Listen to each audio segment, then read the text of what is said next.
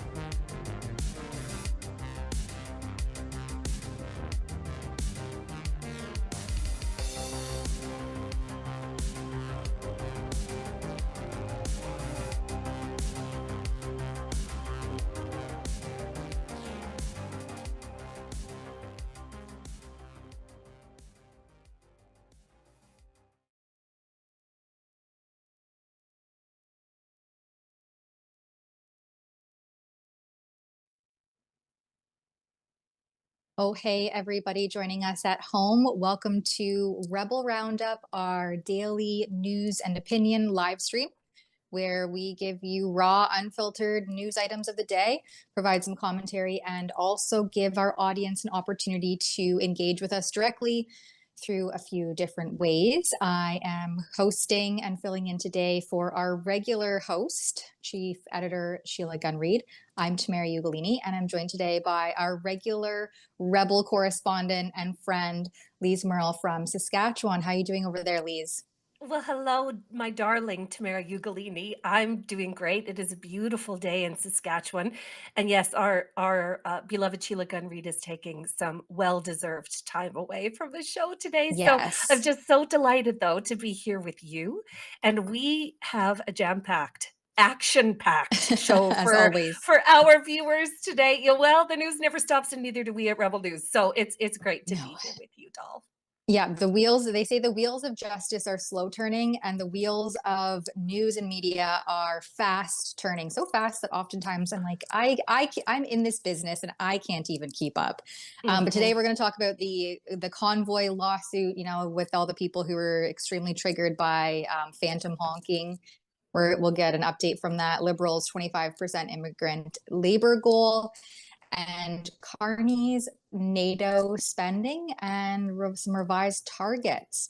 So you can join us on a few different platforms. We are streaming on Rumble, which many of our supporters like to support because it was the free speech platform throughout the COVID hysteria and the unprecedented censorship and silencing of any sort of dissident voices.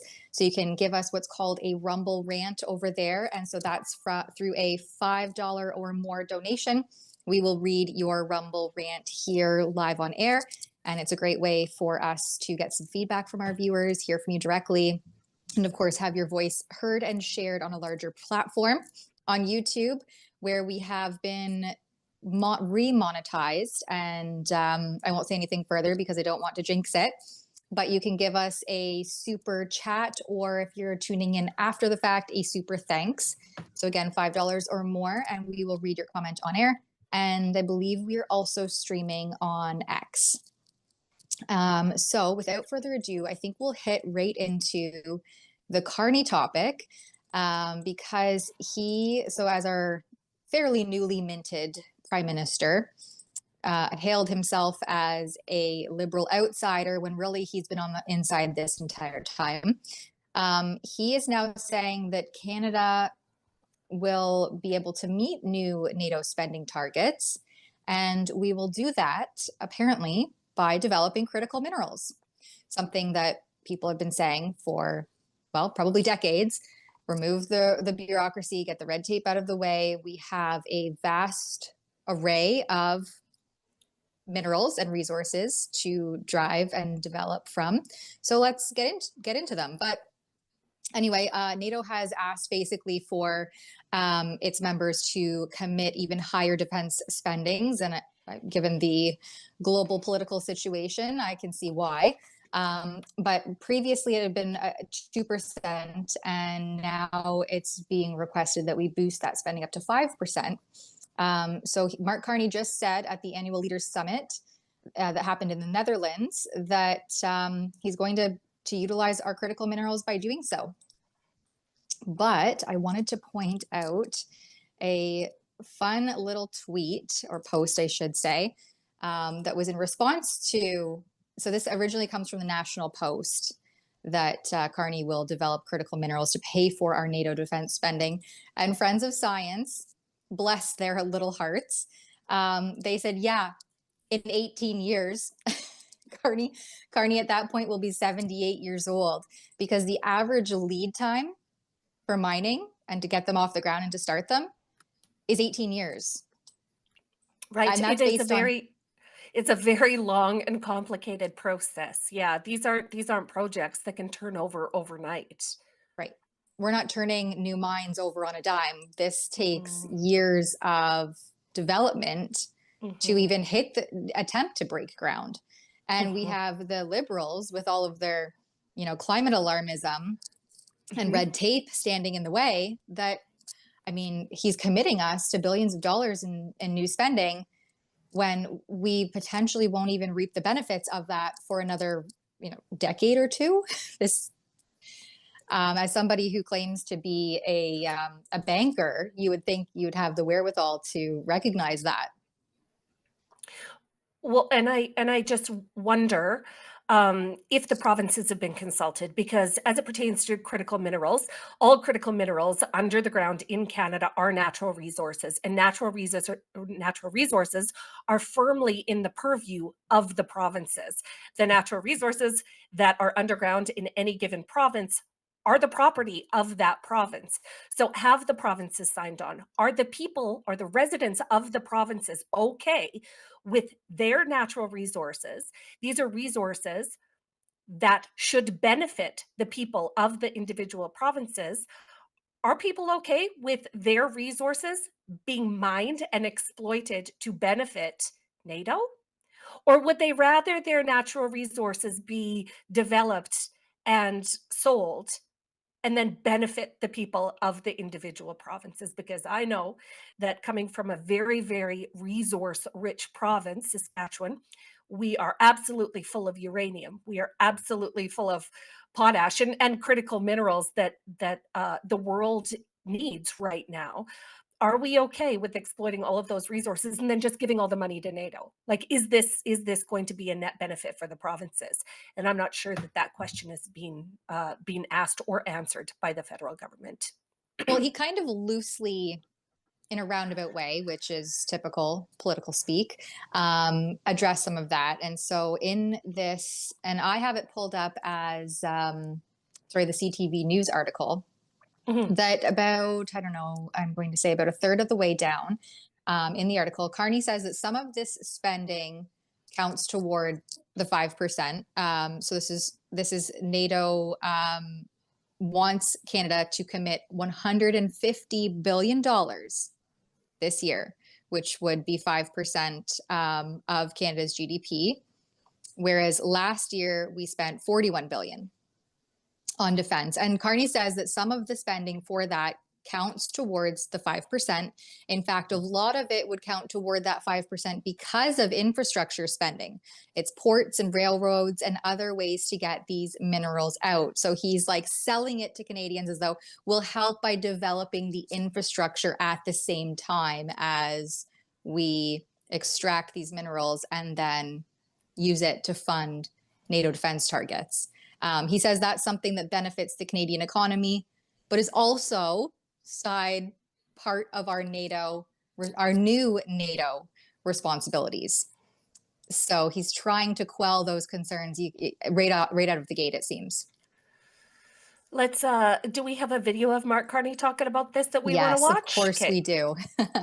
Let's Yeah, watch. here's Carney saying how hard we're working to ensure this spending takes place. Canada is already beginning working towards a target of 3.5% of GDP by 2035. By expanding our plan to invest in the Canadian Armed Forces, to modernize our military equipment and technology, to help build up our own defense and security industries, as well as to diversify our defense partnerships. We're also working to ensure that we are spending 1.5% of our GDP in defense and security-related infrastructure. So that means ports, airports, infrastructure to support the development and exportation of critical minerals, telecommunications, and emergency preparedness systems. These investments serve our defense as well as protecting the readiness and resilience to protect Canadians. Yeah, I don't hear anything really about actually investing. Oh, do you have one of those ankle biters, Lise?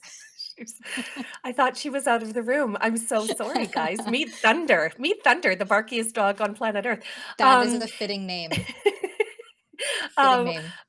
Going back to Mark Carney, you know, it'd be really great if the government of Canada and the Liberal Party of Canada wouldn't have underspent on defense, on military, on critical resource development and on infrastructure for the past 10 years. You know, there are a million ways that we could have saved money or could be saving money by eviscerating DEI programs, by eviscerating climate programs, by saving all of the money that we're throwing hand over fist at all of these pointless federal government programs. And now we're behind the 8 ball and having to rush to make up for the lack of funding that we have. Like, I see this as nothing but a you know, throwing money that we have elsewhere after making 10 years of mistakes. Like, this is craziness that we would be rushing to make up for our shortfall in NATO funding. If this was a priority, it should have been a priority 10 years ago. Like, this isn't rocket science. We shouldn't have neglected our defense spending, our military spending, our infrastructure spending. We'd be in a lot better position had we not wasted all of this money over the last 10 years. Not to mention all of the billions of dollars that we've funneled into proxy wars. Just crazy. We neglect our own defense system. So nearly half of our military equipment is unavailable and unserviceable. Right. Nearly half. Not ready for any sort of active situation where the military would be needed. And yet are we to assume that Canada has no other issues that real Canadians need addressed right now? Our homelessness problem, our healthcare issues, our education issues. Are we assuming that this is the best use of taxpayer money? No. What Mark Carney is saying is, Canadians be damned. We're going to spend our money on rearming Europe and going into, you know, funding other proxy wars. Like, this is patent insanity. And nowhere in this discussion have I heard anything about boosting military capacity, like our actual troops on the ground military, with only 58% of the armed forces, the Canadian Armed Forces members, available to mobilize. So that is just a little bit more than half. Less than half of our equipment is actually usable. So I'd say Canada's in pretty dire straits heading into any sort of geopolitical conflict that, I mean, is already happening across the pond. And Right. this is very unsettling times, especially as Carney commits billions out of and will fund that with projects that haven't even broken ground and likely won't break ground for at least 5 to 10 years, whose rewards we can't reap the benefits of for another roughly 2 decades. This is crazy talk. Yeah, Canada is in a disaster situation, and we're in no position to offer help to other nations. To Yeah, but to just put a fine point on it, we're in no position to offer help to other nations when we're not even taking care of ourselves. So, yeah, and meanwhile, we have Prime Minister Carney up here on the global stage saying basically that Canada identifies as European. Let's show this little clip. Most European and non-European nations. That's not necessarily a comment about the historical makeup of the country, but it's the relative value set, the value on liberty, the value on democracy, the importance of solidarity. We have similar social welfare systems. The importance we put on sustainability, our ability to mutualize, in other words, to work with others and protect, our belief in a rules-based international system, which the footprint of that is shrinking, but it's not immaterial, and we're helping to build that with Europe. And the way we see it, if I could frame it, final comment, and this can be a bigger discussion at the right point. Europe, part of what Europe is focused on as members of the European Union is a so-called ever closer union. We're looking for a closer partnership with that union. So yes, we cooperate much more clearly and broadly to our mutual benefit, but not as a member, but along that continuum. That starts to answer. Not as a member, but we'll get there. We'll get there. That might be the stupidest thing I've ever heard, to be completely honest, Tamara, because not only are we not European, okay, we're not anywhere close to being the most non-European European nation. We are North Americans. That is what makes us different from Europeans. And for old stock Canadians like you and I, so many of our ancestors left Europe because of their issues back in the day. So whether it be war, whether it be famine, whether it be religious persecution, whatever it was to bring your people to North America from Europe, we escaped that. We don't want to rejoin Europe in some sort of partnership. Their problems, European problems, are distinctly European problems. We have our own issues that we need to deal with. And as long as we have an eye with Mark Carney, with his 3 passports, concentrating on the issues of Europe, we're not going to be able to take care of our people here. And so this should be real concerning to Canadians that we're sidling up to the Europeans and also absorbing their issues as our issues. They are not. Yeah, exactly. And and this is so unsurprising coming from Carney, who just back earlier this year basically addressed global leaders and said, speaking as a European, I'm not sure if we can pull up that clip, but several times now, Carney has gotten up on the global stage and said, well, as a European, or I identify as a European. And now he's taking that rhetoric, speaking on behalf of the whole country, and aligning Canada more with Europe than is our traditional partnership with the United States. As he campaigned on that wedge here. Yeah, let's just play this quick clip of Carney saying that he is a European. Mark, you look like you were about to. Yeah, it was a tell. As a European, as a European, I am a European actually. Oh, you are? Yeah, oh. I'm an Irish citizen. Yeah, so there you welcome. go. Welcome. Speaking as a European, I like to say following. Mark, you look like you were. Yeah, there he is at the World Economic Forum speaking as a European ahead of his bid for prime minister, which of course, that he currently sits as. But what I was going to say is that Carney campaigned on the wedge issue of driving that wedge between us and the United States, and saying things like the relationship that as we know it with the United States is effectively and officially over. and completely disregarding that close partnership and allyship that we used to have with the United States since our inception.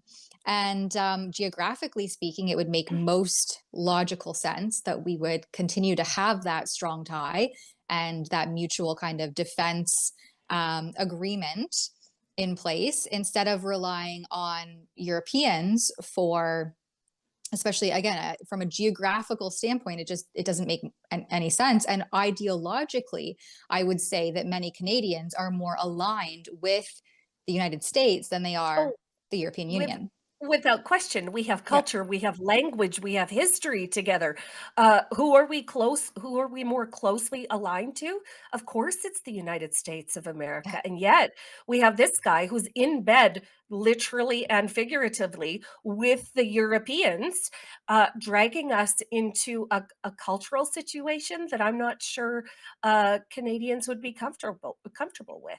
Well, and Nobody nobody voted to become European. Like, how is this being allowed to happen?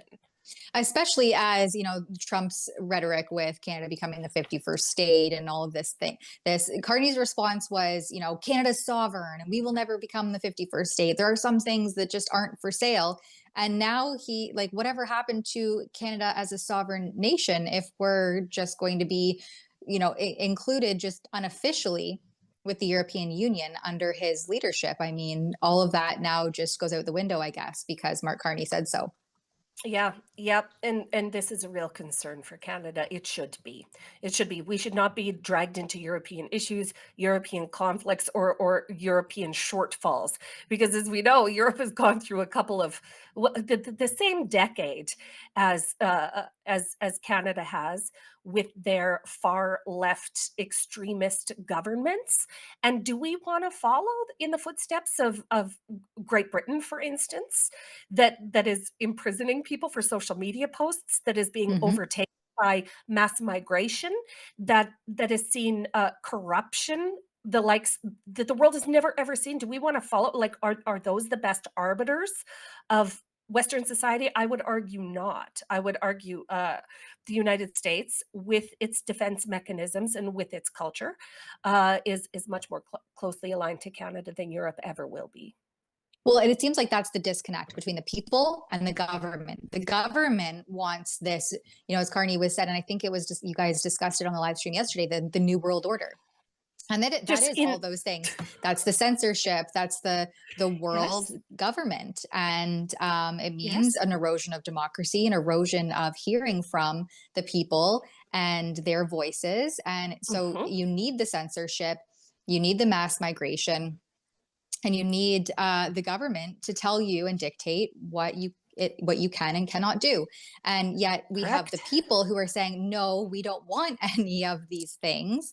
And you have the United States that has a much louder, freedom-minded population who Canadians are increasingly aligning closer with, while the government tries to say, no, we're going over to Europe and I'm going to make it my priority to head over there on my first tour as prime minister, which Mark Carney did, rather than go down south and meet with President Trump. So the government, yes, is trying to align us in that way. Well, the actual people on the ground are saying, no, hold on a minute. This isn't the direction that we want to go.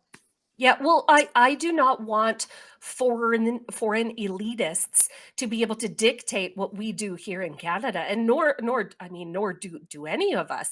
But that's exactly what we're walking into here. That's exactly what they're walking us into here, is a new world order of top-down governance from internal. You think it's bad trying to get a hold of your government and make them listen to you now? Wait until they're European based. Wait until they're European based. I mean, how are the people ever going to be able to hold their governments to account when they're unreachable, when they're on such a high pedestal that you can never ever get in contact with them? This sounds like a nightmare to me. Like, this is we're walking into a nightmare situation. And yeah, absolutely. We have a couple super chats I'll just get to before we move on. Nana Awake gives $10. Thank you very much. Why is the government planning on developing our resources and related infrastructure? have the Liberals had any success in their taxpayer-funded bankruptcy schemes, like funding cricket farms or electric vehicles? Yeah, that is a really great point. If history is any indication, anything the government touches just crumbles. Well, it's 3 times more expensive and mired in controversy. Like, we don't have a successful federal infrastructure project yet. What makes us think that they're going to start now? They're just going to spend our money at 3 times the pace of the private sector and screw us in the end. I go, good, can't Exactly. wait. Thanks, central banker Mark Carney, outsider. Snow 181 gives $5. Thank you very much. We need more doggo. Makes hearing the crapgasm that is the feds easier to hear. Yeah, more thunder on the stream, please. Moonglow gives $2. He has no idea or concept of history, just lies. And I assume that is in reference to Mark Carney. Yeah. Yeah, well, they've lived up in their ivory towers, right? He's been an ivory tower dwelling his entire life. So I would imagine that the things that plague the little people are of no relevance to someone like Mark Carney. Absolutely no concept of how terrible our quality of life in Canada has plummeted over the last 10 years because they're largely untouchable. These are an untouchable elite class of people who are completely untethered from the reality of the rest of us. And this is a problem. This is a real problem. There you have it. Lise nails it. We're going to hit a quick ad break and then we'll come back for some more. Do you agree with me? It is time to make Canada great again. And that is why we at Rebel News have teamed up with MCGA Hats to introduce, well, the fashion sensation of 2025. Oh, and by the way, these beautiful hats, they are made in Canada. We don't rely on cheap imports coming over from China. So what are you waiting for, folks? Show your pride. This is the perfect thing for a patriot to wear, or maybe there's a patriot in your life that you would like to gift such a hat. Please go to mcgahats.ca. That's mcgahats.ca. Don't be shy about it. Wear this cap. Let everybody know you want to make Canada great again. Canadians know the national anthem. They stand in silence to remember those who died for this country. But not every Canadian knows their rights and freedoms. The Freedom Passport will change that. It looks and feels like a Canadian passport, but contains the Canadian Charter of Rights and Freedoms in a portable, easy-to-read format. The Freedom Passport. Order one for yourself and for all the freedom lovers that you love at freedompassport.ca. Tired of supporting woke coffee companies that hate your values? Tired of drinking coffee that comes with the burnt, bitter taste of communism? Switch to fresh roasted, specialty coffee from a family-owned company built on faith, family, and freedom. Skip the shipping. Get free coffee and some cash for gas, groceries, and ammo by becoming a Resistance Coffee Outpost today.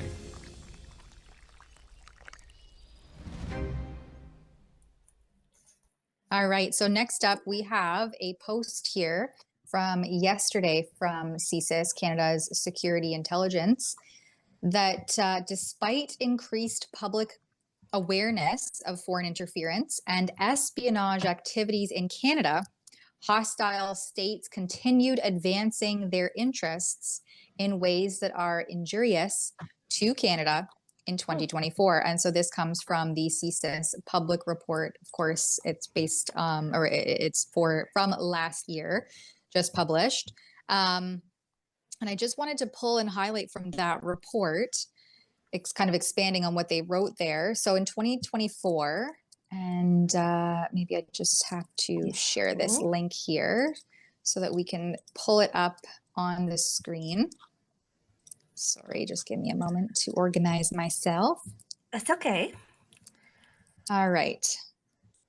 In 2024, CSIS actively investigated espionage, foreign interference, and terrorist threats, and for the first time in many years, also made concerted efforts to counter sabotage. Overall, threats to Canada's national security have increased and are intensified. Most significantly, CSIS agrees with US and UK intelligence agency statements that never in our combined histories have we faced threats of such magnitude simultaneously. So this is really unprecedented and highlights the concerted effort of the foreign threats, interference, and espionage that is hitting all three of these countries simultaneously at the same time. Yeah, they sure are. But then at the same time, who is supposed to be taking care of this? CSIS, I do believe this is you. And from CSIS, their we're looking at you. Yeah, from the CSIS Diversity, Equity, and Inclusion Strategy of 2022, they say through programs and policies, DEI initiatives address systemic barriers which prevent some employees from excelling, and it goes on and on and on and on and on. So here we have CSIS telling us that we are in unprecedented and vulnerable position. Okay, that's what they're saying. And on the other hand, they are saying, but we are absolutely committed to DEI. This is what we are going to concentrate on the ground in the CSIS community in Canada. And everybody, we are going to ensure equity and fairness and safety, and to ensure that DEI policies become a reality for every CSIS employee. So are we sensing the disconnect, Canada? Are we understanding what's gone wrong here? What we have here is a federal agency that is wholly committed to initiatives, DEI initiatives, that fall completely outside of the mandate of their agency. And as long as we're concentrating on DEI initiatives within CSIS proper, we are going to keep being in a vulnerable position, Canada. The reason why we have foreign bad actors operating within Canada's borders, interfering in our elections, and putting Canadians in danger, is because our public institutions have been so captured by these crazy woke initiatives that the federal government rolled in and funded, PS, and gave permission to undertake. And there is going to be no end to the to the craziness as long as they're committed to this. CSIS undertakes land acknowledgements. Okay, Oh they are no. I'm not joking. This is on their website. This is from the CSIS website. CSIS offices in Canada are located on various ancestral and traditional lands. In the spirit of reconciliation, we acknowledge that all Indigenous people across Canada and their connection to these lands. And then they give the rolling list of regions, why we need diversity to succeed, CSIS says. And then it gives this great big long explanation. So we have at the very head of CSIS, like the director of CSIS is a DEI hire.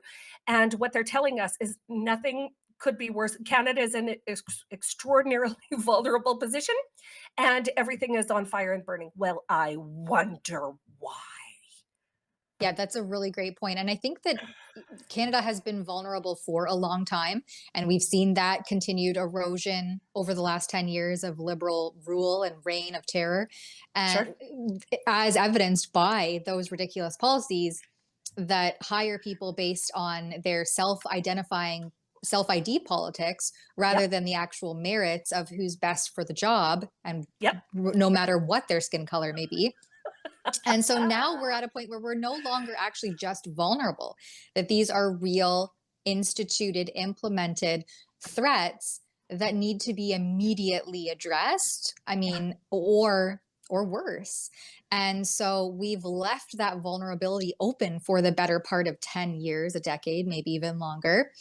And now it's reaching an unignorable head.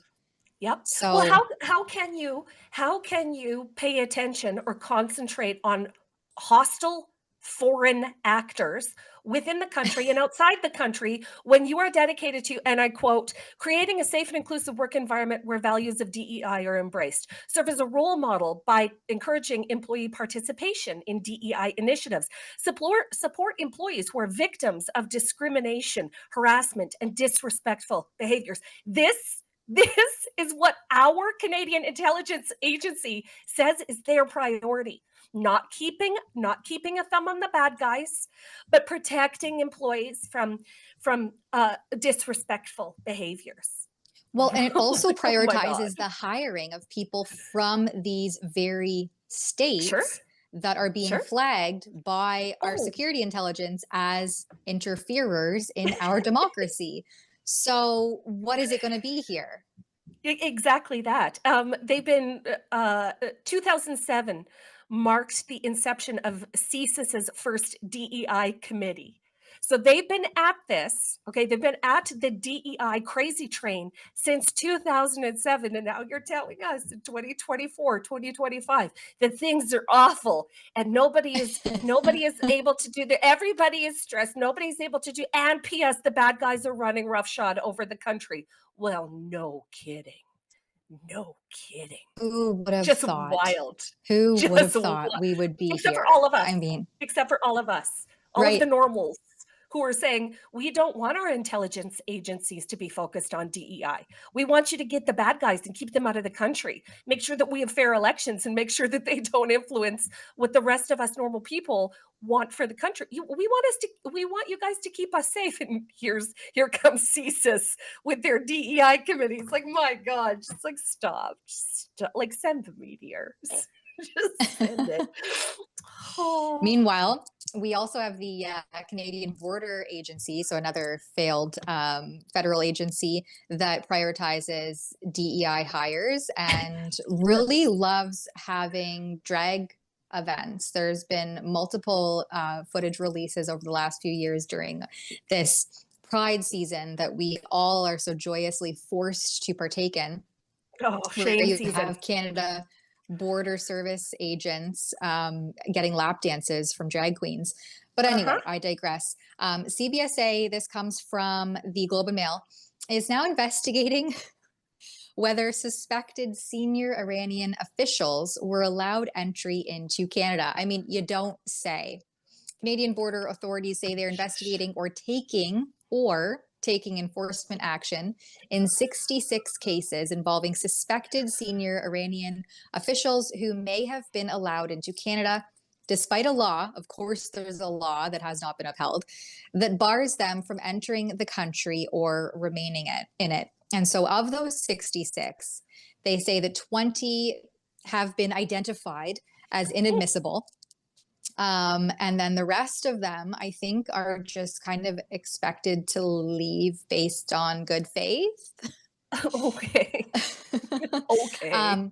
Yeah, well, we know from CBSA official numbers, which, I mean, they're official, but they really have no idea. It's anywhere from 200 to 500,000, 500,000 refugees who are not eligible to stay in the country, that are supposed to leave and have been given deportation orders that they just lost track of. We just don't know where they are.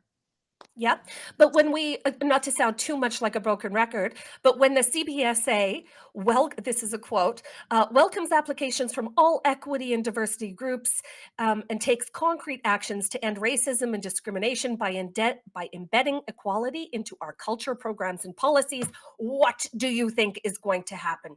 You think that the people that belong to all of these, ID groups are going to kick out people also from their same ID group? Like, what happened to prioritizing Canadians to work at CBSA? If we had people with dogs in the race, perhaps 200,000 to 500,000 people wouldn't have even made it past our front door. And yet, this is what we've got with another federal government agency that's wholly committed to DEI and crazy woke initiatives. They have gender-based analysis plus, Indigenous advisory circles, LGBTQ 2+ advisory committees, the Next Generation Network, Persons with Disabilities and Advisory Committee, Visible Minorities Advisory Committee, and Women's Advisory Committee. What does this have to do with protecting our border, CBSA? What exactly does this have to do with protecting our border? This sounds like public sector unions just running amok, going, well, we need to make work for all of our people that can't work, but are dedicated to DEI. Either you're dedicated to safeguarding Canada's borders or you're dedicated to DEI. You can't have both.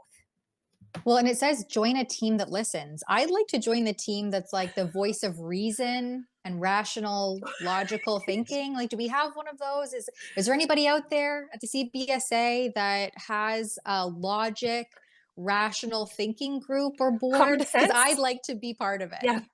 The Common Sense Committee, Yeah. the CSC. How many people have joined that? Oh, that's right. They don't have a Common Sense Committee. They have a oh, what was the best one here? Oh, the Next Generation Network, the Gender Based Analysis Plus Committee. That's what CBSA has. I mean, Canada, that like, not to say that every single public institution that's funded by federal dollars is an absolute complete laughing joke, but they are. And they're wondering, and then CBSA will be like, how come public trust in our institution has dropped this much? Well, because you tell us what you're doing on the internet, and then expect this to you expect the borders while you're all in your struggle sessions and in your LGBTQIA committees. You expect the border to police itself. This is why the public's trust in you has plummeted to unprecedented levels. May as well just do yourself a favor and flush. Okay, CBSA, just flush. Start again. Well, what did you say? It's a next generation committee? Next Generation Network. Yeah. Oh my They have gosh. 7 committees and networks led by senior level champions. Okay, so their most experienced people are leading these committees and networks. It is a quote, to ensure that all voices are heard. Yeah. How Well, I about want listening to my the bad voice guys heard. on the border? Yeah, well, how about listening to the bad guys on the border who say they're going to do us dirty in Canada? How about that? How about start listening to those guys instead, CBSA? Just wild. Well, and speaking of Wild. this next generation network, which I mean, I guess if you can infer anything from people who don't have the ability to vote or buy alcohol, Mhm. Canada's youngest adults, this comes from the National Post, are more Oh. likely to trust Iran and its current regime, according to a poll. They seem to have a much softer view on Iran's intentions and the intentions of the Iranian regime, says Association for Canadian Studies, Jack Jedwab. Yep. So this is just absolute craziness here. And I want to just go back to that CBSA, the article that we were Mhm. just referring to, because so the federal government expanded this measure to not allow, which obviously hasn't worked because now they're saying that there are a bunch of senior level Iranian officials that were allowed entry into Canada. Yep. So they attempted to expand the measure to not allow them into the country for anyone that served in the Iranian government from June 2003, which was the date that Iranian Canadian photojournalist Zahra Kazemi was arrested while taking pictures outside of a prison in Tehran. She was tortured while in detention and died a few weeks later. And so I was like, who was this? And so I was looking her up this morning, and that story, what that woman endured, I think it was 19, almost 20 days total that she was detained by the regime, was absolutely horrific.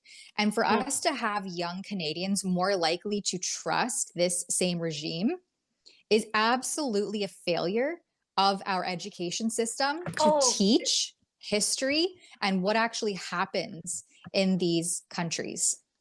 Girl, It's horrible. This is absolutely the predictable result of Canadian education, the entire industry, the education Yeah. industry in Canada, indoctrinating children for an entire generation. So you give kids 12 years of left-wing indoctrination, of struggle sessions, of left-wing activism. And this is the predictable result. We have Mhm. kids who are sympathetic to Iran. This is a terrorist state. These are bad guys who do nothing good for the world. These are militant bad guys. And yet our kids are being shuttled through an education system where they're told, oh, but they're just oppressed. The Iranian people are just, the country of Iran has been so maligned and so, so downtrodden. We must join the resistance and we must support them in their resistance. This is what we're getting, Canada. It's actually, I know I sound like a broken record, but this should be of real concern. This should be a real concern to Canada that we've got a bunch of little left-wing activists been churned out by our public education systems. Well, and just look no further than, and maybe take up some Googling, than the Red Guard and Maoism. And that will give you a good indication of the trajectory that many of our publicly funded students are currently on. I was shocked. And the story of that photojournalist who used her Iranian government issued ID, so she was a dual citizen. So that's how she was able to get back into the country, and she was photographing. And I forget what the conflict was at the time, but the horrific treatment that she suffered while detained. And she died. And she died in their in their care, in their torture. How many? Show of hands, everybody. Show of hands, everybody. How many people heard of this story before this moment? Because I certainly didn't. Oh, this would be a great story to dig into. Tamara, thanks so much. It was, and some of the things, like the autopsy report, it's horrible. So any young Canadians or young adults who may think that they can trust this regime should probably just have a look at her story and see how things end up. For anyone who even tries to take photos, she was only taking photos outside of a prison and documenting the families kind of as they were coming and going, and people, because there it's illegal to photograph prisons. So she said, I'm not photographing the prison itself. I'm just documenting the families coming and going with some of the prisoners at the time. She was following their stories and their families. And yeah, so they framed her as a spy that got in illegally on the guise of being a journalist, which she was a photojournalist. She was not a spy. And she even, when she was approached about taking photos of the prison, she was, they demanded her film, and she was really nervous that that was going to put a target on the backs of the families that she was photographing coming and going from the prison. So she said, you can have my camera. Pulled out, exposed her film to the light, so it was no longer usable. And she said, but the film is mine and I've exposed it to the light. It's no longer good. Take my camera. And they detained her. And then she died 19 days later after suffering severe torture and absolutely horrific treatment. Well, that's how they treat women in Iran, though, mind you. Okay, this is how they still treat women in Iran. You show your hair, you're punished. You fall outside of the approved narrative, you're tortured. You're thrown in. You're imprisoned and tortured. And yet, this is what our young people in Canada have been trained to embrace. Yeah. Exactly. It's unconscionable. It's unforgivable. Education is the purview of our provincial governments. Where are our provincial governments intervening while the left undertakes a mass campaign of childhood indoctrination? Where are they? Yeah, especially here in Ontario. Well, and you also in Saskatchewan claims to have conservative provincial governments, while I don't think we're anything close to being that, especially in Ontario under Doug Ford's reign. Well, even in so-called conservative provinces, our governments have been so slow on the 8 ball. I think the only person who's done anything really meaningful to combat this plague on our kids, and really it is a plague on our kids, is the province of Alberta, who's been on the forefront of education reform. They have to follow the child funding in Alberta. So your child in Alberta, if you pull them out of the public indoctrination center and put them in a private charter school, the funding from the province follows your child the day they leave the public school experience, and that should be law across the country of Canada, because this is just, it's just unhinged what's happening in public education in Canada. Completely agree. Random, small tidbit, just a personal tangent on that one. I tried to bring that to the attention of my local MPP, and why it's not even pushing necessarily for school choice, but asking why we don't have that option here in Ontario. And they quite literally have no, like, they cannot answer it, but they also don't care to look into why that may be. They're just, there's straight up no response. They do not care. They don't want to look into it further. They're happy to just go along to get along. So that's the responses that you get from your provincial officials if you try to simply ask, why don't we have this option here in Ontario? Well, it's going to come back to bite them, because what they're doing is letting a whole generation of children be wasted on leftist activism. And in one generation, those little indoctrinated children will be voters, and guess who they won't be voting for? Conservative politicians. You. Yeah, there you go. Heed the warning, please. Anyway, we got to hit some of these headlines before we wrap things up. So I want to throw to this Ottawa Citizen report, the lawsuit against the truckers' convoy to proceed in Ottawa. Toronto judge rules. So for anybody who isn't aware, there is a lawsuit, a class action lawsuit against some of the main names in the trucker convoy from 2022, including Tamara Leach, Chris Barber, Tom Morazzo, and a few other of the kind of the biggest names of the organization aspect of the truckers convoy. And so they're seeking millions in damages for, you know, as I mentioned at the beginning, basically phantom honking, like the noise that was generated. And I think diesel fumes also is part of their claim against the truckers. But they were trying to get the court in Toronto to hear the case because they thought that Ottawa judges would somehow be compromised. So here the subheading reads, lawyers for the truckers argued that everyone who worked at the Ottawa courthouse, including its judges, witnessed the occupation of downtown. And so this Toronto judge ruled that the proceedings in this proposed class action lawsuit against the truckers convoy will actually be held in Ottawa, which was the city most affected, and they call it's mayhem. So that comes from Justice Benjamin Glustine, dismissed a change of venue motion filed by the defendants, who wanted the proceedings transferred to ensure procedural fairness, of course. Yeah, well, this is what happens when Liberal donors are appointed judges. And according to the National Post, this was done by the National Post last year. The overwhelming majority of judges who were appointed by the Liberal government, or Liberal Party of Canada, are also donors to the Liberal Party of Canada. So add judicial reform to the long list of issues that need to be fixed in Canada, because are we under any illusions that the people that are appointed judges in Canada are going to take the side of the government when it comes to issues like this? I'd be really interested to know if the judge in this case has donated to the Liberal Party of Canada. I'd be real interested to know. Because if not him, then his friends. And if not, you know what I mean? Like, it's just such a closed, incestuous group that how can you ever get a fair shake if the judges that are presiding over these cases are agents of the Liberal Party of Canada? And the truth is, you can't. And we're seeing this play out in real time. In a fair and just world, Tamara Leach, Chris Barber, Tom Morazzo would not be having to defend themselves in this way. Like, of course not. The people of Ottawa, if you're living in Ottawa proper, you should know that living in the nation's capital is going to give you experiences that are sort of outside the norm. Do you see these people suing people that participate in Canada Day celebrations?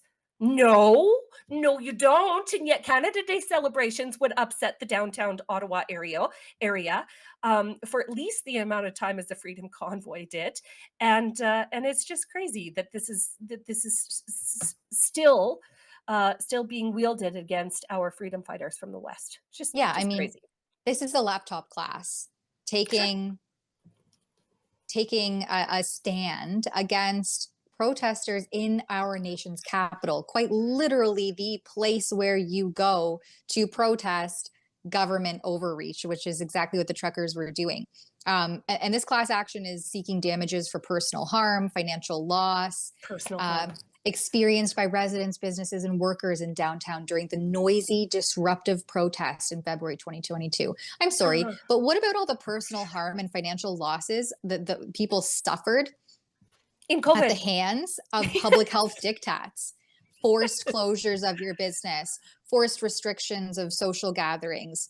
The list of infringements into people's personal lives that were unjustified, unnecessary, and unscientific has never been addressed here.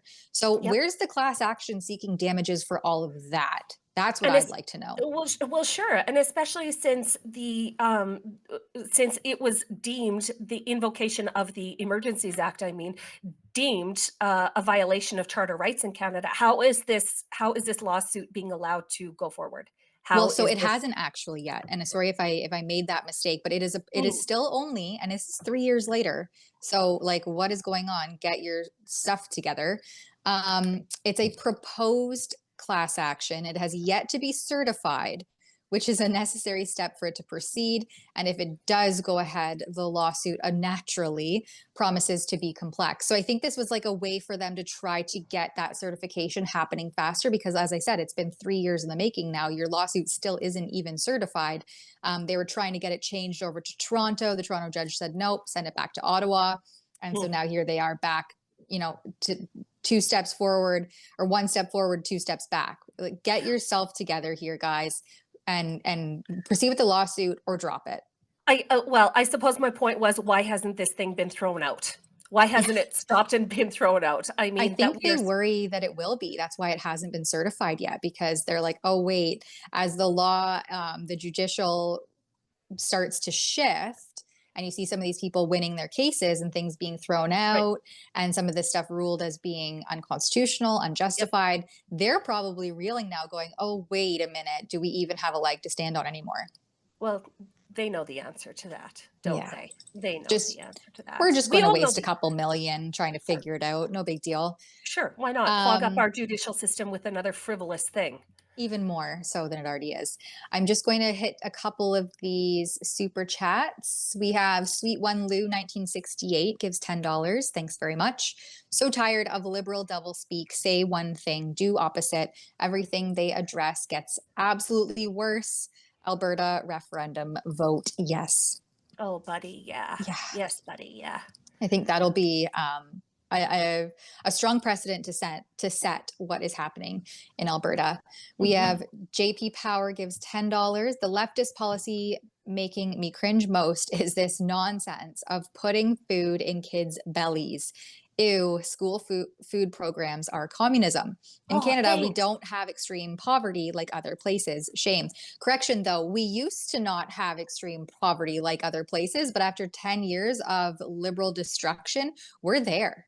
There are families who are struggling to put food on the table and in their kids' bellies. But I don't think that that's, the government obviously disagrees, but I don't think that is a place where the government needs to swoop in and save the day.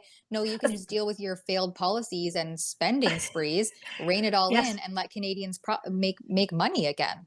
Yeah, school food programs are not the answer to this issue. If the government was truly interested in addressing childhood hunger, and it is a concern, the majority of people accessing food banks in Canada are children. But if the government of Canada was at all interested in alleviating childhood hunger, they would top up the child tax benefit that hits every parent's bank account with a food subsidy. I was just so happy that this topic came up, because a little over a year and a half ago, I started bringing my kids home for lunch, and I just call it home for lunch. You're coming home for lunch. This is what we used to do in Canada. If you weren't being bussed in, okay, if it was close enough to walk, you left school. And the ways that it has benefited my kids, you guys, I can't even tell you. Just peripherally, the reason why I started bringing them home for lunch was because I found out that one of my kids was in therapy for over 2 years at lunchtime at school without me knowing. So this is another, so listen, when the government says we're going to unroll a nationwide school program, you know what they're going to do to your kids over that lunch hour? Indoctrinate them more. Bring your kids home for lunch from school.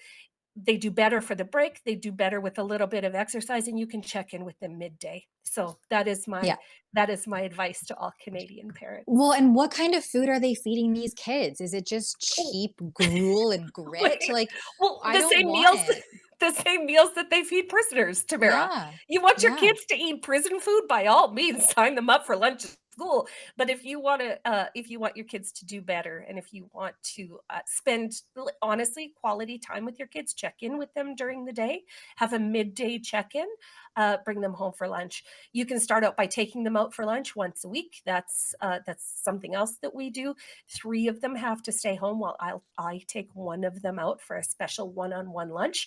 And it really does make a difference. It really does make a difference. So Yeah, or you could pull them out of the indoctrination centers when you try to bring all of your concerns to your elected officials, supposed to be responsible for delivering education and listening to their constituents' concerns. They repeatedly just ignore you. So you can also say, I'm done with this system. And here in Ontario, pulling 3 kids out of the publicly funded system, that costs the school board roughly $95,000 every year. Nice. So that must I have hope felt that good. they feel that one. Yeah, but they actually don't care. They're like, you know what? We just don't care. We're just moving right along, full steam ahead. What's 90 grand at this point? We'll just continue the engine running.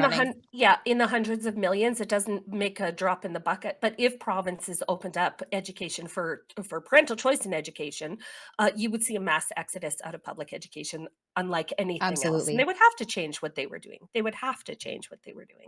But no, going back to our super chat there. Thanks so much for bringing that up, so we could go off on this little tirade. Yeah, on our education rant, because that is what initially brought us together.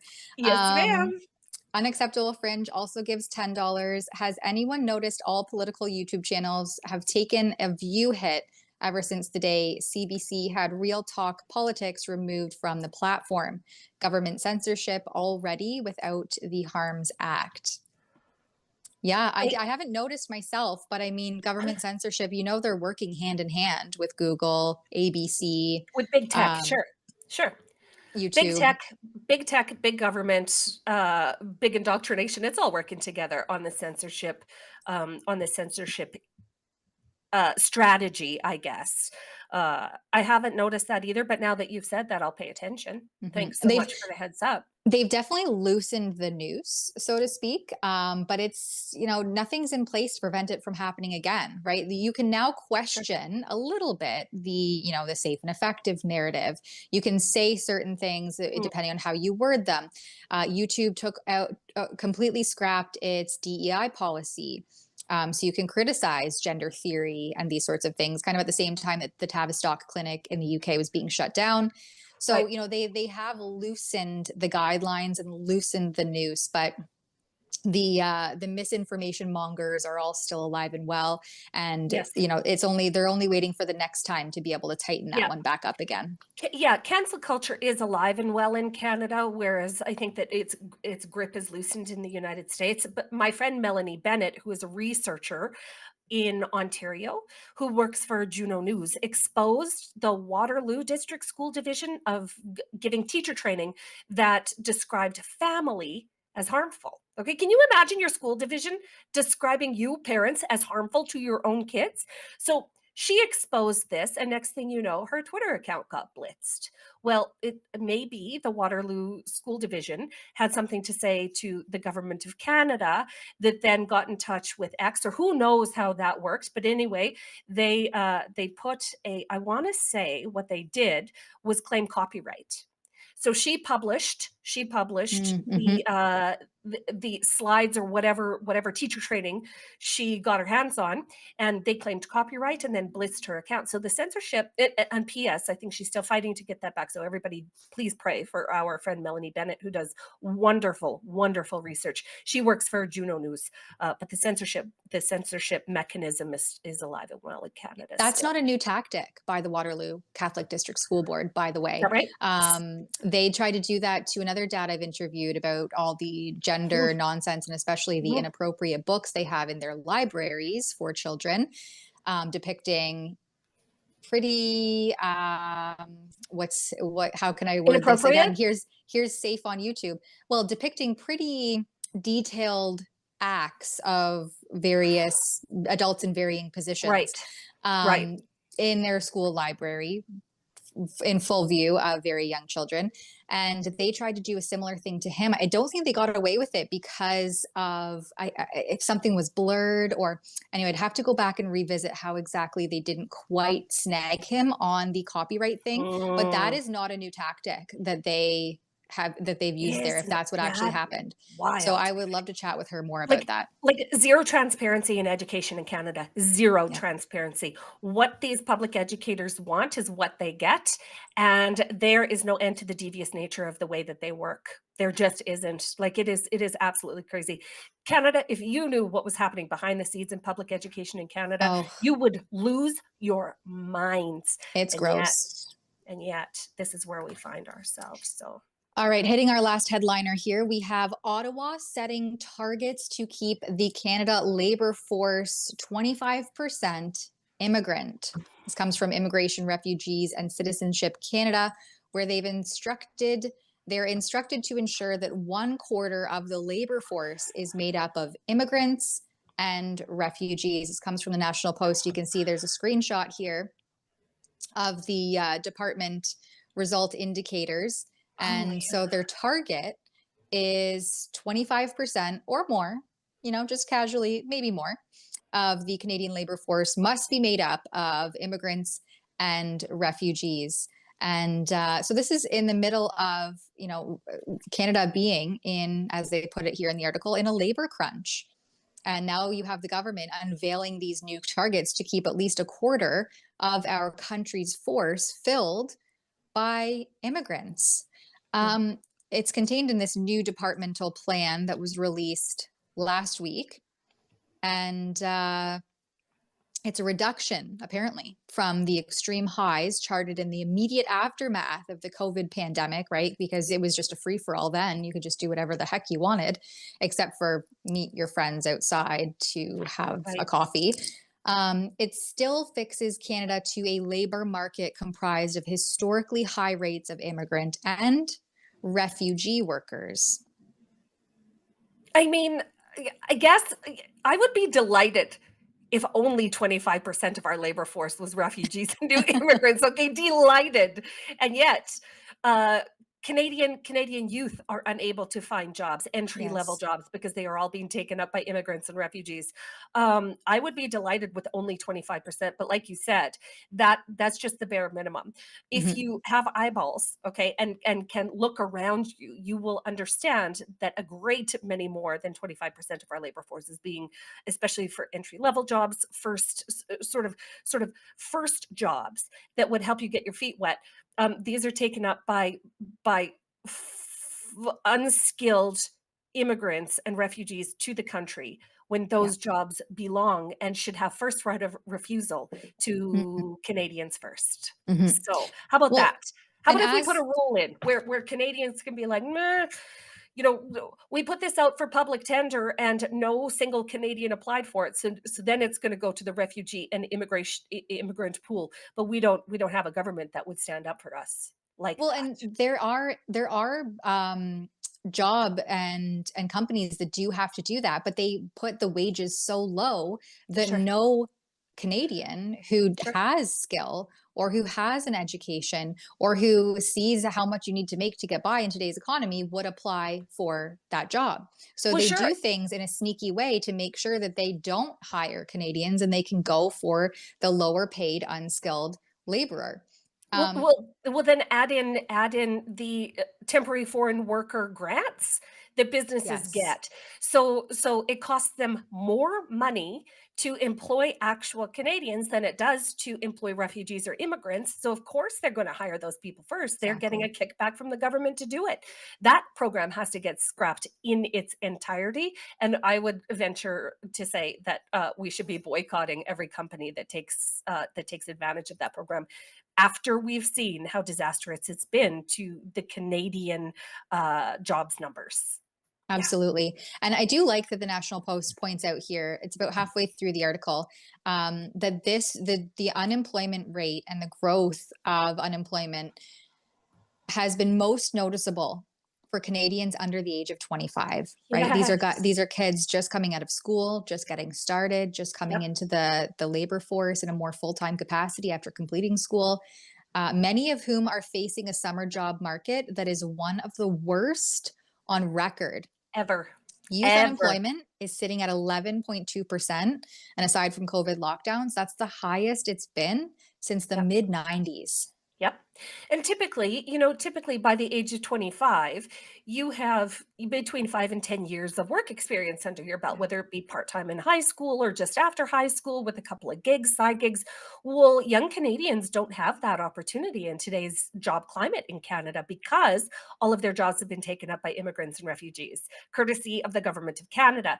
And I belong to a bunch of moms groups online, and one of the most pervasive posts is, I have a teenager or early 20s child looking for work. Does anybody know of anything? They put out hundreds of applications, have had absolutely no luck in securing even an interview. Or kids that are, and this is really showing the entrepreneurial spirit of young people who are putting together their own small businesses simply because there isn't an opportunity for them to work outside of their own purview right now. There just are no jobs available to them. So it's really quite sad. Yeah, it's really quite sad. And doesn't instill the elbows up confidence that our current prime minister campaigned on in the least. We have another super chat here to get through. Bobby_S87 gives $20. It's always nice to see what elbows up actually looks like. Laugh out loud. Keep killing it, guys. Talk to ya later. Thanks, Bobby. Thanks, buddy. Yeah, elbows up. Let's get our youth back into the workforce and give them jobs that aren't being thieved away from immigrants and refugees who are coming into the country at record numbers in a way like our social systems cannot tangibly support this. It's just absolute craziness and chaos that it is creating. Now let's hit our daily dose of cringe. Oh gosh, yes, I wrote this one up yesterday. Oh, it's so bad. I actually saw this clip and I was like, oh, I should turn this written piece into a video. And then it was just such a crazy day that I didn't do it. And now I'm so regretting that decision to write it up instead of putting this as a video, because we have a new president of the Public Health Agency of Canada, Nancy Hamzawi. I hope I pronounced that correctly. She is, she's a seasoned bureaucrat. And so she's the 5th president of the Public Health Agency in 5 years. There is a massive turnover at the Public Health Agency of Canada. And some people were conflating that with Theresa Tam, who's our chief medical officer of health, how she's, her contract is up, so she's leaving that role. This is not replacing her. I don't know who will replace Tam. If you know, I'd love to hear from you and get the inside scoop on who that will be. You can send me an email, tamara@rebelnews.com, if you know who's going to replace Tam, because I want that name. But this person works alongside whoever will be the next Tam. Yay for us. And so she's coming from the climate change sector of the bureaucracy. But here, so Ryan Garretson shares this clip of her talking about how the climate is, we're headed for a climate catastrophe, basically. But the reason why I didn't use this clip is because, and maybe it was the reason why I should have used this clip, she says and ah so many times that I couldn't even listen to it. So I apologize in advance to our viewers who are going to have to endure this alongside Lise for the first time and myself for the second time. But here, let's listen to Nancy in her glory. survey at this point in time. How many people have heard the sentence, Canada's climate has changed at twice the rate, the global rate, 3 times in the north? How many people have heard that? So typically, and this is a typical audience, about 90% of people have heard that sentence that has come from Canada's Changing Climate Report, but that's an indicator of the extent to which others have deemed that to be the truth. Earlier, we were someone was asking me, do you face skeptics? What are you talking about in your role? And we do. So, despite the fact that we find 90% on average of people believing that and having the confidence in the science, there's not quite 90%, but a significant proportion of Canadians and global citizens who do not believe that and inform us of that view based on the number of documents. Okay, I'm sorry, I can't. This is I so sign painful. off in a day. I can't do it anymore. This is so cringe. I can't do it. I can't even listen. It's to pick apart what she is even trying to say between all of her ramblings. How does this person make? And I just want to throw to the written piece I put up there yesterday. Yeah. She is stepping into a $296,000 a year, paid for by you and I, the Canadian taxpayer. Yep. That is what her salary and remuneration is every single year. And that's what we're getting Canada for that almost, over $250,000 a year salary. Yep. This is a person that whose only experience is participating in struggle sessions where you get to hold the talking stick, right? Well, I'm just going to hold my talking stick and keep droning on about and having everybody in the room listen to her. This is a crazy DEI hire. Do we have any confidence in the head of the Canadian Health Agency who says things like, the amount of people who deemed that to be the truth? So we have a person here who operates on the expertise consensus of her expert class, okay, of consultants to tell her what they deem to be the truth. This is what we're going to get at the top of Health Canada. Ooh, hang on, buddies. Like, hang on. With this woman in the leader's chair, I think that we could be very, very close to maybe seeing another COVID-like situation. Like this is a person who is not going to leave any health crisis go to waste. Mm-mm. That's right. Well, they say that climate change is going to be the next health crisis. And so, of course, naturally, we would promote someone who was previously the climate manager at Environment Canada into the president role of the Public Health Agency of Canada. And I mean, the Public Health Agency of Canada is such a scandal-clad organization and bureaucracy. Yes. And they don't speak or answer to any of it.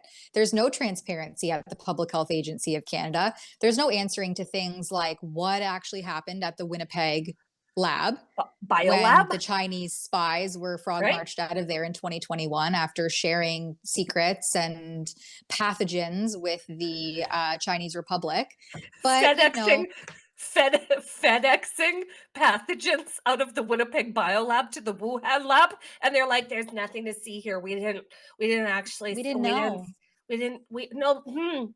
The lady was off on a DEI training schedule that day and didn't see that package leave the facility." Like, this is who is in control. Again, another federal agency that's so committed to crazy DEI initiatives and climate initiatives and greenwashing initiatives that they don't see the forest for the trees.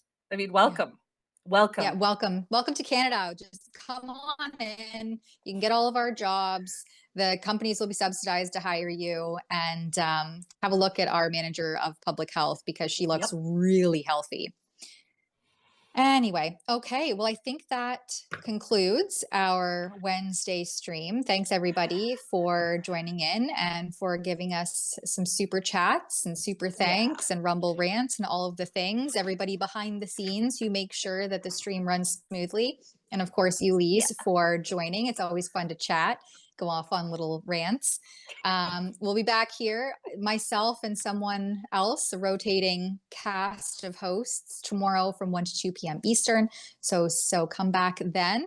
And until that time, hold on to your thinking caps, Canada and Canadians, because you will need them. Oh, hi, it's Ezra Levant here in Toronto with an important message because we need your help. Independent journalism in Canada is under attack. Government censors, big tech deplatformers, and the dying legacy media are all working together to maintain exclusive control on the information you receive. They don't want you to hear other voices like ours, and they really don't want you to be informed and to think for yourself. That's why the work we do here at Rebel News is so important. Our on-the-ground reporting, independent news shows, and special content you won't find anywhere else. It's all designed to give you trustworthy information and alternative viewpoints so you can decide for yourself. We don't get government money, and we are not owned by some big global conglomerate. We're funded by people just like you, so please support independent journalism and help us continue our work by subscribing and becoming a Rebel News Plus member today, right here on the page. Go to rebelnewsplus.com.